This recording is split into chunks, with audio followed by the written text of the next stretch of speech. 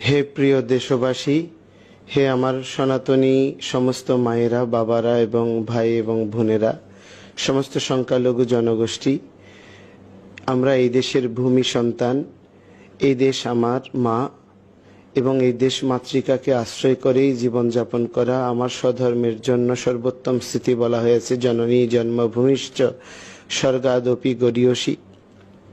সেই মাতৃভূমিতে টিকে থাকার জন্য, একটি অসাম্প্রদায়িক রাষ্ট্র বিনির্মাণের জন্য, নব পরিবর্তনের যে ধারা সরকার আনয়ন করার চেষ্টা করছে, সেখানে আমাদের সকলের সাম্য আর সমতা প্রতিষ্ঠার জন্যই মূলত ৮ দফা দাবি নিয়ে আমরা আন্দোলন করছিলাম, যা কোনো রাষ্ট্র সরকার অথবা কোনো দলের পক্ষে বা বিপক্ষে নয়। এটাকে ভিন্ন খাতে প্রবাহিত করার জন্য আমার বিরুদ্ধে রাষ্ট্রদ্রোহ মামলা করা হয়েছে। আমরা কাপুরুষ নই, আমরা ভীতু নই, কোনো স্থিতিকে ভয় পাই না। পরমেশ্বর ভগবান বলেছেন নরানাঞ্চ নরাধিপ। রাজাকে ভগবানের প্রতিনিধি বলা হয়েছে।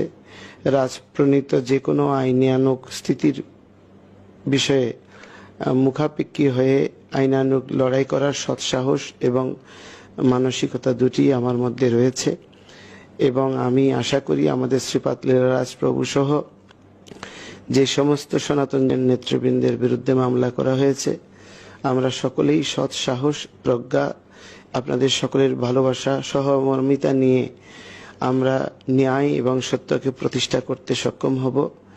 এই ধরনের ছল কপটতা দিয়ে এই অসাম্প্রদায়িক বাংলাদেশে সাম্প্রদায়িক শক্তির যে উত্থান প্রচেষ্টাকে ত্বরান্বিত করার জন্য এই ধরনের মামলা প্রদান করা হয়েছে। আপনারা সকলেই মিলে সহযোগ দিয়ে এই মামলা এবং সার্বিক স্থিতিতে সনাতনীদের ঐক্য সুদৃঢ় রাখার জন্য সবাই যার যার অবস্থান থেকে সহযোগ প্রদান করবেন এবং এগিয়ে আসবেন, এই প্রার্থনা করছি। শুভ প্রণাম।